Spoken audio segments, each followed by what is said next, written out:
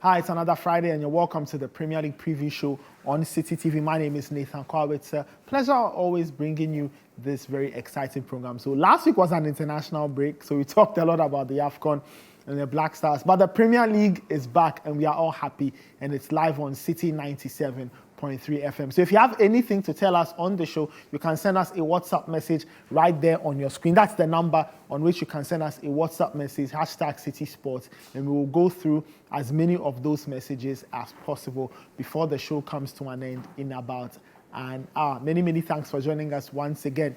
We'll be hearing from Citi Sports editor Benjamin Nketiah. I'm sure you noticed he had not been around and all of that. We'll tell you where exactly he went to. He was actually in the UK. He went to visit our partners, TalkSport. They are the ones who make the commentary very possible for you to enjoy on Citi 97.3 FM. He had a few things to say concerning his trip there and Citi FM and Citi TV's partnership with TalkSport in giving you top-notch Premier League commentary on radio. So we'll get into that and then we'll talk about the games. Very exciting weekend. There's a London derby, an exciting one. There's a Merseyside derby at Anfield. And then we'll ask ourselves whether or not Manchester United can do something good against Sheffield a little later on the show. As usual, we'll do the debate, we'll do some FPL, and we'll have the show wrapped up a little later. This is the Premier League preview show. We'll take a very quick break. When we come back, we'll be hearing from Citi Sports editor Benjamin Nketiah. I'll be right back. Well, for those who know us, we've been with TalkSport for well over a decade now. Partners in bringing you the Premier League live on radio. We've renewed our partnership with them, and so we are with them for the next couple of years as well, and that's important for us at Citi FM, Citi TV, and also Citi Sports as a whole. Being able to see what they do on the ground was obviously a good experience, and if you notice at TalkSport, a lot of things have taken a different turn. So they seem particularly interested in what we're doing down here with the road shows, because up there they haven't been able to engage with the community and the Premier League as well as we have done down here, and they were amazed that we've been doing this again, like I said, for well over a decade. And so they were obviously really interested in that. We also shared some ideas about generating traffic generally online, and if you notice, the TalkSport website has become one of the top websites, not just even in the English sub-region but globally. They are racking up really good numbers, and these have been as a result of conscious strategic changes that they have made regards to infrastructure, with regards to the human resource and all of that. So those are ideas that we can implement ourselves down here. But basically, things are looking good as far as Citi FM, Citi TV, Citi Sports, and the TalkSport partnership is concerned. Well, like I mentioned, they've shown a lot of interest in our roadshow, so they want us to start engaging more with them when we have roadshows coming, just so they can make noise on it on their end. They can give us whatever support they can, be it through online presence, through online imprints, whatever it is. They want to give us a hand in that particular direction. Also, we have the EPL pitch side on radio and also Spotify, Apple as well. We have agreed with them to include a lot of goal clips, good moments in the podcast, and so that will freshen things up a little. We've obviously been always free to use content from TalkSport. What happens now is that we'll be talking to a lot of TalkSport journalists a lot more frequently. Tom Rennie has already set the tone by speaking to us, and so that's great for what's going to happen. Hopefully there will be some exchange of knowledge between the two sides as well as time goes on. So it's a blissful relationship. It's a relationship that is growing. We hope to nurture it to a point where we both feel as if we are achieving our objectives. And as things stand now, we are doing a lot of positive in terms of reaping from the partnership, but we both think that we can do better, and that's the objective for both of us. Look, before I'm a journalist, I'm a Ghanaian. So when I got to the stadium, first thing was, I hope Kudus gets a goal while I'm here. And so that was in the back of my mind the whole time. And I got really good seats for the game as well. I saw his entire process, Stone Boy warming up for him with the antics on the side, he himself getting out in the dugouts, going to warm up, and then eventually changing. He had to stand on the touchline for about 5-6 minutes before he eventually came on. And I kept telling some West Ham fans who were sitting beside me that Kudus is getting a goal today. A lot of them sort of knew how brilliant Kudus was, but they kind of thought that, hey, you are here for a game, and so obviously you want Kudus to score. And then, look, the goal, the touch, the moment, I think it just defines Mohamed Kudus as a person. And the ability to take that one, it was a half bounce, it was a really difficult volley if you watch it again, but he managed to connect it with properly. It was in the back, and the whole ground literally erupted. You could literally feel the ground shake when that goal went in. And the West Ham fans, some had started leaving the game before the goal went in. A lot of them basically froze in their tracks. They didn't know what to do with themselves at the point. So it was one of those really captivating moments. Kudus obviously has not cemented himself as a starter yet, which baffles me and a lot of West Ham fans. But if you talk to the experts, they tell you that he's still learning the system. Moyes is perhaps one of the greatest at managing talent and managing the flow of talent. So I'm not worried about Kudus. Initially, I was a little worried about how he would do under West Ham. All right, so that's Benjamin Nketiah, Citi Sports editor, talking about his lovely time in the UK. That's why he left us all in the cold. You know, he went to enjoy himself. But he's back here with all of us. Like I said, he would be. He's here to pay tithe to the church, though, but we'll deal with those issues away from the camera. Let me welcome my guests for today, Yao Frimpong and Edwin Kwakofi. Guys, how are we doing? Good to be here. Yeah, it's all Ben. Yeah, it was nice to listen to him. Enjoying himself. Yeah, and talk about the moment of history. Imagine you are there when Kudus scores his first league goal for West Ham. And talk about the partnership between Citi FM and TalkSport. It's as synonymous to the Premier League as the partnership between Barclays and the Premier League was. That's what I've always known. Citi FM, Premier League, listen on radio, the best commentary, all the best action, and I can't wait to listen again this weekend. Yeah, we have a lot on our hands, yeah. Yeah, quite exciting. Getting a bit more from TalkSport this time about with their journalists getting involved will definitely do something special for Premier League in Ghana. All right, we'll see how it goes. Like we've established the partnership, will get bigger and better and stronger as the years go by. Let's have a look at the games for match week 9 of the Premier League since it's back from the international break. We have a very interesting schedule of Premier League games. There's Liverpool and Everton, which is the Merseyside derby. There's Bournemouth and Wolves, Brentford and Burnley. Then you've got Man City and Brighton. That's an exciting one. We'll talk about that. Man City and Brighton. Newcastle and Palace. Nottingham Forest take on Luton. Chelsea face Arsenal in the biggest game of the weekend in terms of size of clubs, clout, history, all of that. And then the final game on Saturday, which is a 7 p.m. game. Imagine, Saturday, 7 p.m., is Sheffield United versus Manchester United. The Blades taking on the Red Devils. On Sunday, there's only one game, Aston Villa and West Ham. And whenever this fixture comes up, I laugh because growing up as a young Premier League fan, I always got confused which team was which team because of the colors of their jersey. But I guess as we got older, we got smarter. And then Monday night is Spurs versus Fulham, North London versus West London at the Tottenham Hotspur Stadium. So that's how the fixtures look like for match week 9 of the Premier League. And there will be exciting games on radio for you to follow and enjoy. So you're not missing out on any bit of the action. Alrighty, let's start off with the Merseyside derby, which is the very first game of the weekend. Liverpool hosting Everton. Historically, that's one of Liverpool's favorite games because they almost always win the derby at Anfield. But let's see how Liverpool looked the last time they played the Premier League game. A few weekends ago, they were at the Amex to take on Brighton. All right, so Liverpool drew 2-2 at Brighton. It was the weekend when Arsenal beat Manchester City, so 2 weekends ago in the Premier League. Guys, so 2 weekends ago, we saw Liverpool slugging it out at Brighton. Now they are at home this weekend, playing a fixture they almost always win. But against an Everton side who, under Sean Dyche, are beginning to piece together, wins here and there as they try to survive. Yeah, your thoughts on this one, Liverpool v Everton, the derby at Anfield? Well, it looks clearly like a Liverpool win. Stats favour them. I think the last time they lost to Everton was 2021. COVID time. With no fans, so it doesn't really count. But then again, Liverpool have shown this season that They've been down and out, but they managed to scrape through and win.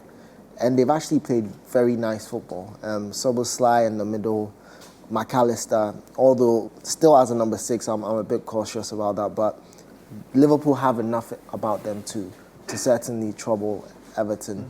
Everton, on the other hand, they're still a team in transition, still figuring out what to do under Sean Dyche. And the fact that maybe Beto, he's starting to warm up to the Premier League, but goal scoring is still a problem for them. So this goal looks like there will be goals, but we all know whether more for Liverpool than Everton. Certainly.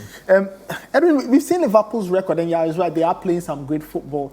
But if there's a common theme concerning Liverpool, this is the fact that they can't stop teams from scoring. So everybody almost gets a goal.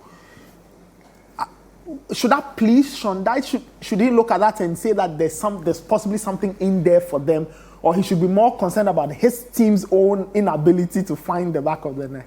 Well, I think any team would be pleased when you're looking at Liverpool's defensive stats. They, as you said, find it difficult to keep teams from scoring against them. And their defense seems weaker than it has been in the last couple of years. So any team that's going up against them almost is guaranteed of getting at least one goal. That should be the case ordinarily for Everton, but obviously it's not. They, as you said, they are having their own problems getting goals themselves, and it's not for a lack of creating chances, because I think they've missed 18 big chances already this season. Wow. That's one of the highest in the league. And I saw this really interesting graphic of how the Premier League table would look based on XG, and Everton would be top 4. Well, Yes. Based on expected goals. Based on expected goals. And for a team that has been in the relegation fight for the last couple of years, you'd expect that to be better. And it's not really their fault. You can say that they had Mope, who hadn't scored in 29 games before leaving Everton. They had Calvert-Lewin, who was very inconsistent, coming back from an injury, never really discovered that goal scoring form until recently. And they didn't have any other options anywhere else. So you could say that they didn't have players who could put the ball in the back of the net. Having brought in Beto, and I'm a very huge admirer of Beto in the games I've seen him in. I think he's a very strong player, willing runner, very passionate, even though he has been at the club for just a few weeks. He's shown that he's probably one of the more talented players at the club. But even he has his own problems putting the ball in the back of the net. He's one player that you'd have to give 5 chances to, good chances that is, before he scores one. And that's not what Everton need. Against Liverpool, it might be easier because of how much space Liverpool allow, and that's in fact is due to McAllister playing in the number 6 role.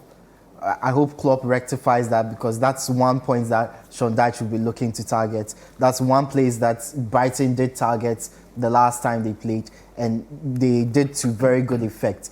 So if Everton are to have any chance of that, if Klopp decides to stick with McAllister in that role. He's one player they can't target. But if you look at the two teams on paper, Liverpool have the better attack, they have the better midfield.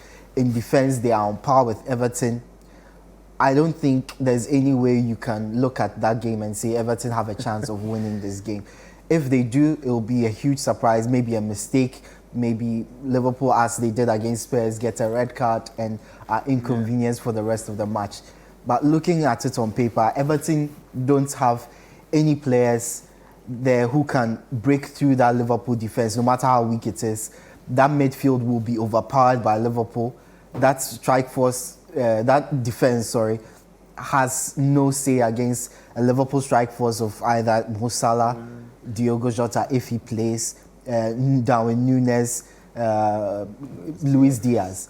There's no way an Everton defense is keeping that out for 90 minutes. And I see Liverpool actually scoring more than 2 goals in that game, based on how both teams have played so far this season. Okay, we'll see how that derby plays out at Anfield. It's Liverpool versus Everton in the Merseyside derby. Let's move on. Let's talk about a team that Liverpool took on 2 weeks ago, Brighton. They travelled to Manchester City to play in the Premier League. They've not really enjoyed their time playing at Manchester City. But for Manchester City, they'll be happy. Rodri is back in the squad after missing out the last few encounters. Now, the most recent of that stretch of games was the one they lost at Emirates, Arsenal beating Man City by 1-0. Let's see how that game actually played out. All right, so that was Manchester City's last outing in the league. They lost 1-0 to Brighton and 1-0 to Arsenal, sorry. They take on Brighton this weekend. Guys, so Pep will be happy. There's Rodri back. And yeah, what did they miss when Rodri was away? Well, they missed someone to screen the back four, back three, whatever it turns into. They actually missed someone that would actually progress the ball a bit easily. He's cool under pressure. You watched him in the international break. He didn't look out of place because he's so comfortable playing with his back to his goal and just taking the ball and progressing it to his midfielders. But I'm more excited because with Rodri in the team, it's about a 72% win record for City. Without him, it's about 50 or 52 in the 50s, which is quite concerning. But now that he's back, Pep can be a bit assured because now he has someone that can cover for Kyle Walker when he's in the middle, Rico Lewis when he's in the middle. When Ake joins the middle, he has someone that's just going to slot in there.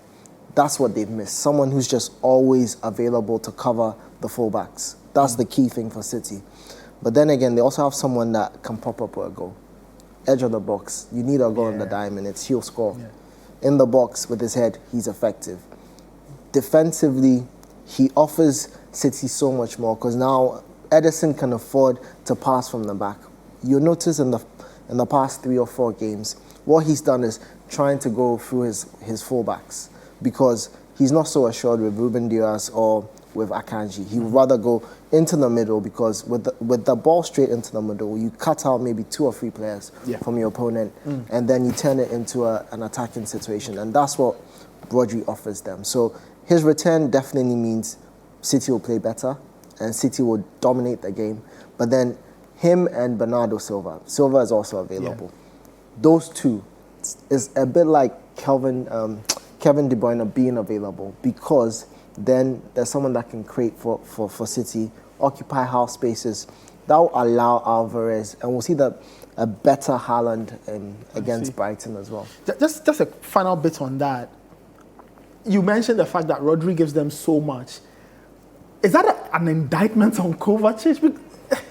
No. I think Kovacic can play a lot better when he has someone else doing the defensive work for him. Because he's had to do the defensive work with Calvin Phillips, and they all struggle because that's not their forte. I mean, for Calvin Phillips, that's why he was brought, but he seemed to be off the pace. Yeah. But for Kovacic, he's a lot better as a number 8, pushing the ball forward, and he will occupy spaces that it will surprise you. People will not want a midfielder in there. And if I was Pascal Gross or whoever is playing in the middle, you wouldn't want someone like Kovacic there because on his day, he keeps it simple and he'll hurt you. Wow. And then on the flip side, I'm sure De Zerbi must have hoped or must have been praying that the ban gets extended. But Rodri is back.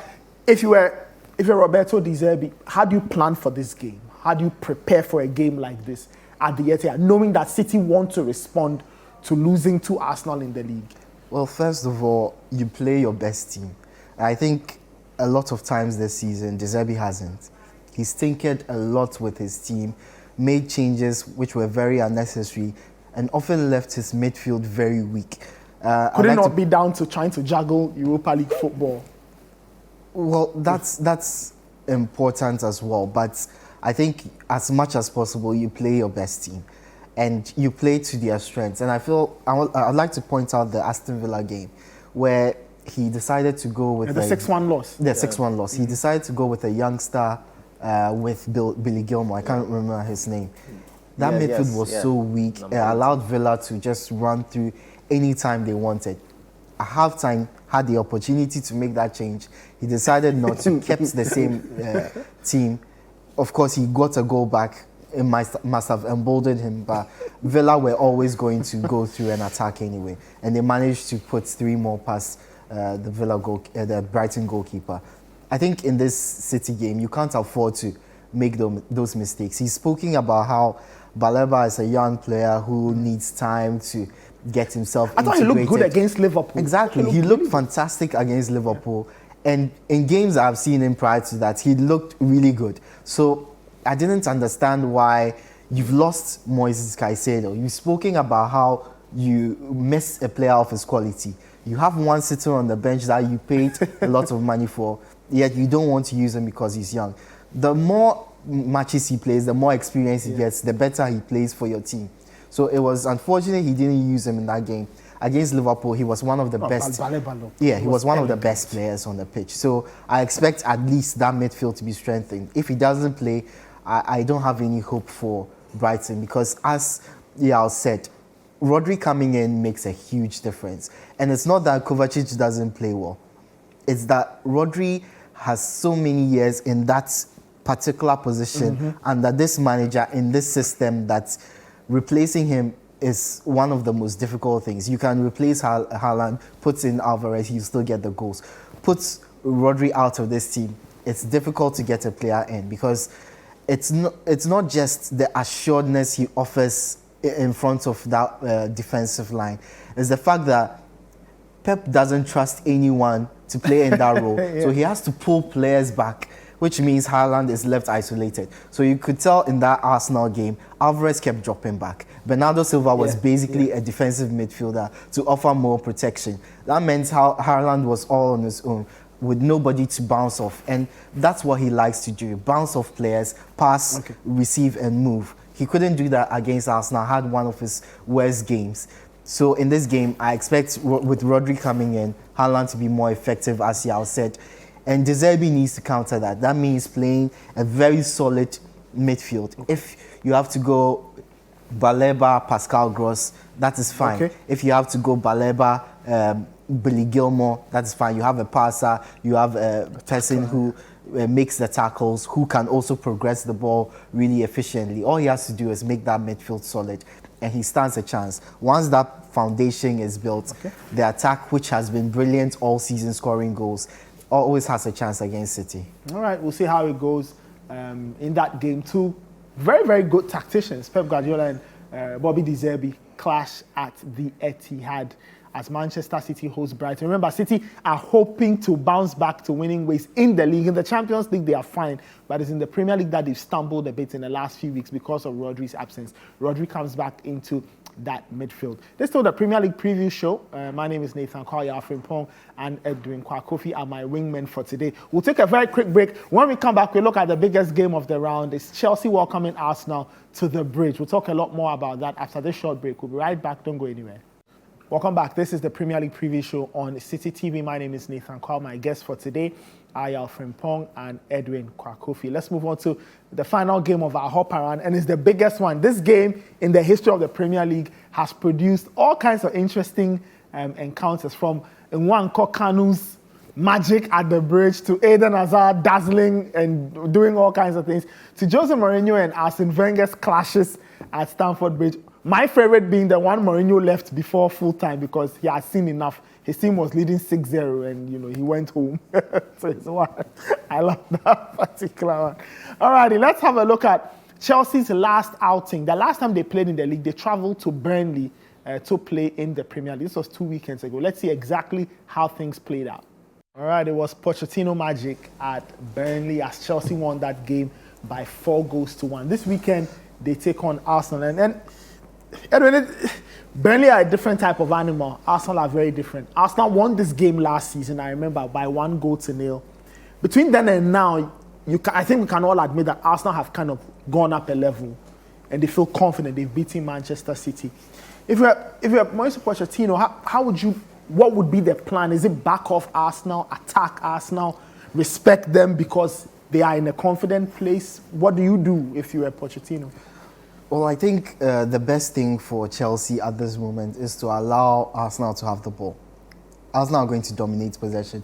Don't even try and challenge them for it. Make use of the counter-attacks. I feel that the games in which Chelsea have respected their opposition and been underdogs and allowed them to play, those are the games in which they've had the better performances. I've always mentioned the game against Brighton in the League Cup, where Brighton had a lot of the ball. Chelsea came out with the win. The game against Liverpool, where Liverpool started really strongly. Chelsea played really well and probably should have won that game as well. There are a number of games where Chelsea have allowed the opposition to have the ball and then taking advantage of the quick players they have on the counter, Raheem Sterling being the obvious one. Nicholas Jackson has a lot of pace to bear. There are other players who help out going forward. I think that would be the best strategy. These are two teams who would have been most upset by the international break. Chelsea were on a very good run of form, 3 wins on the bounce in all competitions. Arsenal are just beating Manchester City. They'd been able to get a draw against Spurs. So this was a very confident Arsenal in the last couple of big games. So it would have been unfortunate to have that momentum cut just suddenly, have players go over the place. And for the managers, they'll have 2 weeks to ponder the strategies, but not be able to fully test them with the players at hand. So I'm sure Pochettino will go into this game understanding that Arsenal are the favourites for this game. They've been the better side. So we can't challenge them, we can't match them in terms of play. In terms of confidence, the Arsenal players are way above us. All they need to do is what they did against Burnley, which is take their chances. Even when they went 1-0 down, they were still creating chances. But the difference between that and, say, the Nottingham Forest game or the Bournemouth game was that they actually put the ball in the back of the net. And I think recent games where the strikers have scored, the midfielders have scored, we are getting goals from different parts of the field. So that goes from Cole Palmer. Yes, exactly. It's sort of lifted a bit of that mental block that had Chelsea reeling at the start of the season. Of course, a huge loss at that against Arsenal will just send everything tumbling back. But I don't see Arsenal winning this game, funnily enough. I just don't see it. I feel that Chelsea have come so far in the season where against a big team like Arsenal, where they are expected to lose, I see them performing possibly their best of the season, best of the season. And with the players scoring goals, Nicholas Jackson, Raheem Sterling, as you mentioned, Cole Palmer has come in, slotted in very well. Enzo and Caicedo are starting to build a pretty formidable midfield partnership. The defense of Chelsea has always been strong, not conceding lots of goals. I think if they play as they've been doing the last couple of weeks or last 3 weeks, at least a draw should be possible against Arsenal. Of course, Arsenal are favourites, no doubt about it. Just a final bit. You mentioned the midfield. Yeah. Now, both Enzo Fernandez and Caicedo have had to do miles across the world to go play in South America. How do you think Pochettino should look at that midfield? Should he rest one, start both, rest them, try something else? Look, you are right about the miles that they've played. And against Aston Villa, we saw Enzo have probably his worst game because he had just come back from a trip. It would be good to play at least one of them. I don't think playing both of them will be very achievable, especially with when Arsenal have Partey back. They are playing Declan Rice, who is in very good form, and Odegaard, who is a very good player as well. Having both of them probably knackered after those trips in that midfield will be suicidal. I think Ugochukwu can fit in pretty well. He's done well when he's played for Chelsea. Gallagher has a lot of legs to bend. He has a lot of pace to bend. He works really hard. So that should pretty much cover for one of them, the one that is dropped to the bench. You can easily bring them on in the second half to come and affect play, but I think one of them has to be on the bench. All right, yeah, when we turn the story on, it said it's Arsenal in confident from they've beaten Man City, they are happy. Do you think they'll be complacent? No, not really. After what happened last season, and with Arteta wanting to actually prove that he's actually improved and he's working on a special project at Arsenal, it's important for them to actually go into this game thinking that they are the underdogs. You're going away, you're going to the bridge, you're playing a manager who's actually made it difficult for you to beat them. The last 6 times, He's won 3. He's drawn 3. Yeah. When he was Spurs manager. When he was Spurs and at Southampton. So that's actually something they need to have at the back of their minds. But Arteta should be confident that he can get a result because he's got the players. Mm-hmm. He's got Martinelli back from an injury. Yeah. He's got Jesus, who I think he's made the number 9 role his, really. Okay. It's only because Saka wasn't available, he had to shift to the right. But then he's an important player for Arsenal. And I think Saka could make it. I think he could be available. Those 3, they decide the game for me. Targeting Reece James, who's just back from an injury, will be masterpiece from Arteta. In the middle, Odegaard, I'm struggling to see who would complement him well, because we know Declan Rice is definitely going to be the one in front of the defense. But who else will play with Odegaard? Is it Kai Havertz?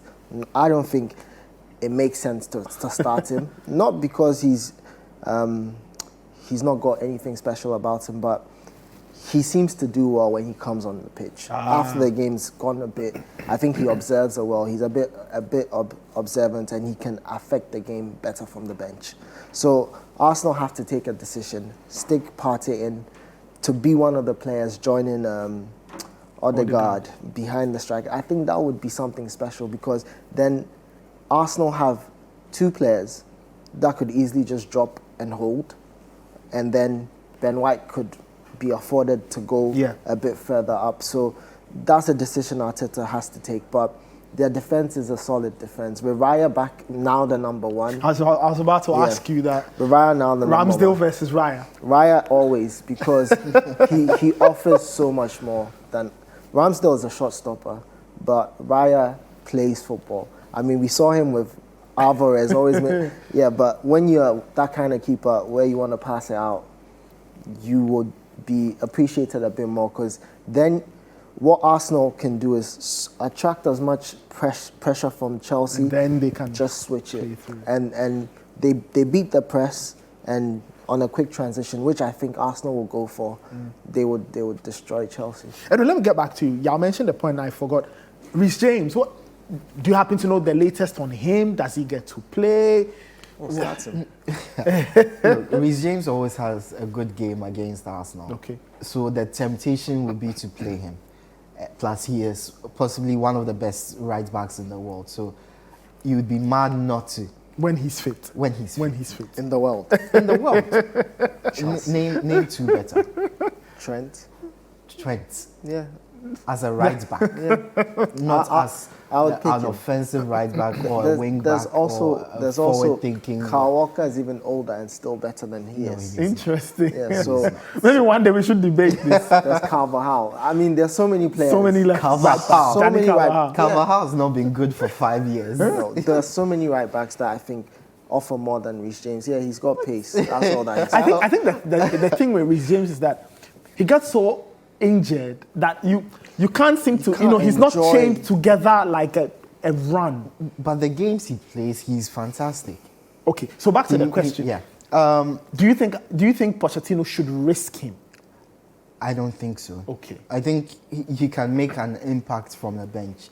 I think Kukurea has had a very good run at right back. At right back. He plays better at right back than he does at left back for Chelsea. So I think sticking with him, I'm not one who likes too much change at the back. I think players need to build chemistry, especially defenders. And when you have a set that has done well for the last few games, I think it's wrong if you just switch it up because one player has come back from injury. Reece James can always make an impact from the bench, especially when it's his first game back. I don't think you should start him. Okay, all right. We'll see how that game plays out. Saturday, 4:30 at the Bridge. It's Chelsea v Arsenal. We'll see how that particular one plays out. It should be an exciting game. Mopo versus Mikel Arteta. In the game that I like to call the derby of the former PSG players. Both managers played for PSG at a point, for those who did not know. Alrighty, let's move on to the next part of our show. Let's get into the debate.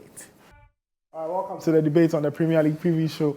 Today we are doing the type of debate that I like, the player debate, right? So we're asking a very simple question, that who's had a better club legacy between Eden Hazard and Mohamed Salah? So Eden Hazard is retired, ex-Chelsea player. Mo Salah is still playing for Liverpool. He's been there for God knows how long.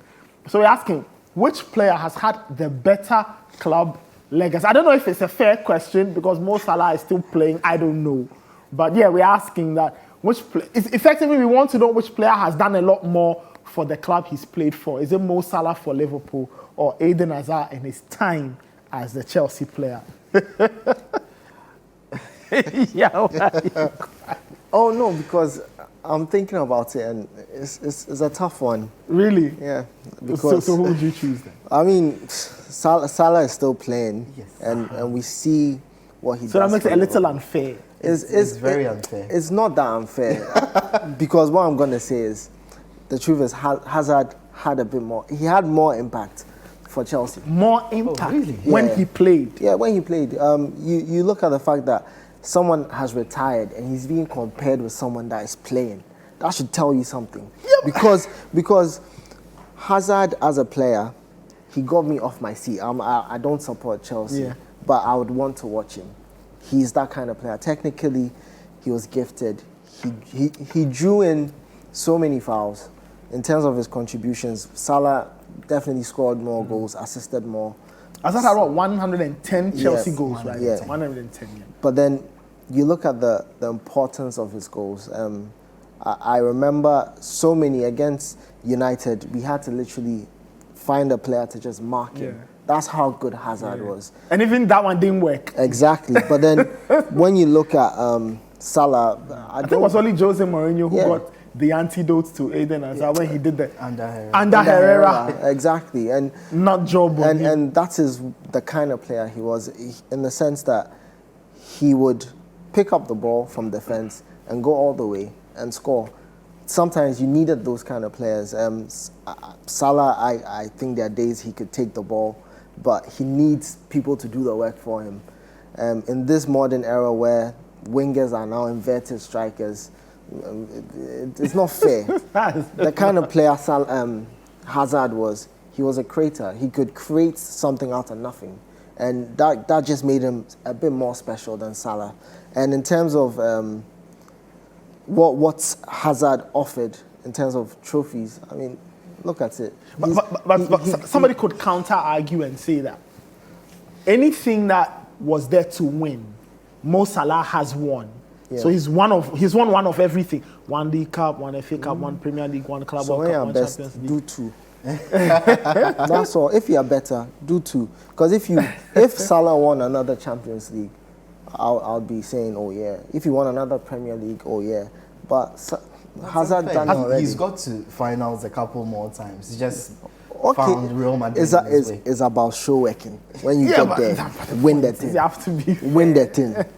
Win that thing. Champions League, Europa League. When you go, win that thing. Well, he's yet to win the Europa League. Exactly. And guess who has won? Eden Hazard has two. He didn't win the Champions League. Please. That's what matters. That European trophies. The Champions League, actually. He's with Real Madrid as so the point part of the cast. The point is, for Chelsea, you can ask any Chelsea fan, those that joined Chelsea 2005 till now, who has made an impact? Is either Drogba or is Hazard? That's the truth. Wow. And that's the kind of player he was. So if I get you right, you look at the two, you say that whereas maybe Mo Salah he's needed others to help him. I mean, Hazard had to virtually build Chelsea out sometimes all by himself. He does it all the time. All the time. Edwin, your thoughts? Well, Yao's answer was very surprising. I expected him to go. You thought he was going to say Mo Salah? Yeah, Mo Salah. So it was very surprising for me. I feel the question is very unfair. Okay. Because Hazard's club career is dragged down by his Real Madrid time. You feel a lot of people judge him. Are we talking about club legacy at just Chelsea? I think it's just Chelsea. Just looking at it. So you can answer it. The question is fine. I just Chelsea. Look, Mo Salah has done a fantastic job at Liverpool. I mean, things didn't go well for him at Chelsea initially, but he came back, and this is a player who's won the top scorer a couple of times at least, playing from the right-hand side. You don't find many players doing that. The numbers he puts up, if it's goals, if it's assists, Hazard didn't come close to that. And I think it's a bit unfair to just dismiss Salah's performances just because he becomes an inverted forward, so someone played as a winger. Special. Played as a winger and he was effective. Somebody plays as a forward, and he's you guys added a lot more to his game. He's added goals to his game. Look, if you are playing as a winger, your primary role, classically, is to get assists. Is to support your strikers.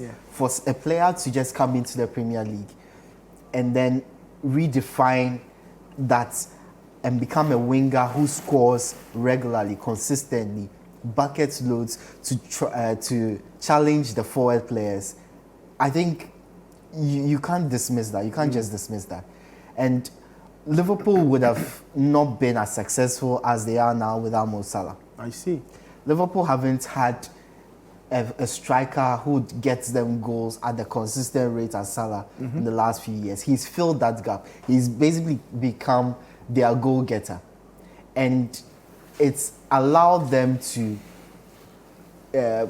play other players in other positions because Salah is so effective up front. They haven't had they haven't had to go search for a big goal scorer because But they spent money on Darwin Núñez. They spent money on Darwin Núñez because Salah is getting older. There's a likely rising possibility that he's leaving. So they want someone who can get the goals besides if in case he leaves. With Salah, they didn't bother to go for that 30-goal, 40-goal striker because Salah provided all the goals. That said, if it were the 90th minute of a game and my team were down 1-0, would I bring on Salah or would I bring on Hazard at their best? I'm going Hazard every single time. Really? Where he was going? I had to acknowledge that Salah. I think he's acknowledging that Salah is. But if I had to go for one or the other, 90th minute, I'm 1-0 down. I need a goal at that moment. I'm going probably for Hazard. To win you the league. To win me the league, I'm going Hazard every single time. As y'all said, he's a player who creates something from absolutely nothing. You can take the ball from defense, go into the opposition's half and score a goal. He's done it a couple of times. Against Arsenal, I remember he won the game for Chelsea against West Ham with a fantastic solo goal. He was a magic player, and it's unfortunate how his time at Real Madrid go because they didn't get to see the best of him, as Chelsea fans did. And y'all pretty much said it that if you supported Chelsea between the early 2000s and now, Hazard is probably the greatest Chelsea player you see. Okay, some will say the most talented player that you see, and there's no doubt about it. His sense of balance, his dribbling ability, everything made Hazard a wonderful player to watch. Do you just a quick thought as we wrap it up? Do you all feel the way I feel about Hazard, who felt that did you all imagine that the move to Real Madrid was like the next step where he was now exploding? Yeah, he was supposed to He was supposed to have been another level. He was a tiny step behind Ronaldo and Messi. Yeah. In terms of consistency, that's what let him down because you had to do that every single season. There were seasons where if Hazard says, I'm not up to it, I don't want to play. And at that level, you can't afford to have a day off. Yeah, exactly. Whether you feel like it or not. And it was a personal thing. I feel it was a personal thing. If he had committed to playing and said that, my target is to win the Ballon d'Or 5 times, we'd be talking about Hazard winning the Ballon d'Or this year. I am certain about but it. But you just feel that he lost didn't the put spark. enough into it. I think going to Real Madrid, for a lot of players, is the height of your football career. And he got there, and now what is there to work for? I see. So as for other players, it kind of spares them more. Other players is like, okay, now I need to get to the next level. But for him, he had gotten to his next level, and move on. It was enough. Okay, so I take it the consensus around the table is Hazard had a better club legacy, or you say Mo Salah? No, I think Mo you Salah say Mo has Salah. had You a say better- Eden Hazard, even though Eden Hazard is your personal favorite. But Mo Salah has had a better club career. legacy. Hazard was the more talented More player. talented, yeah. Eden Hazard had a better club legacy at Chelsea.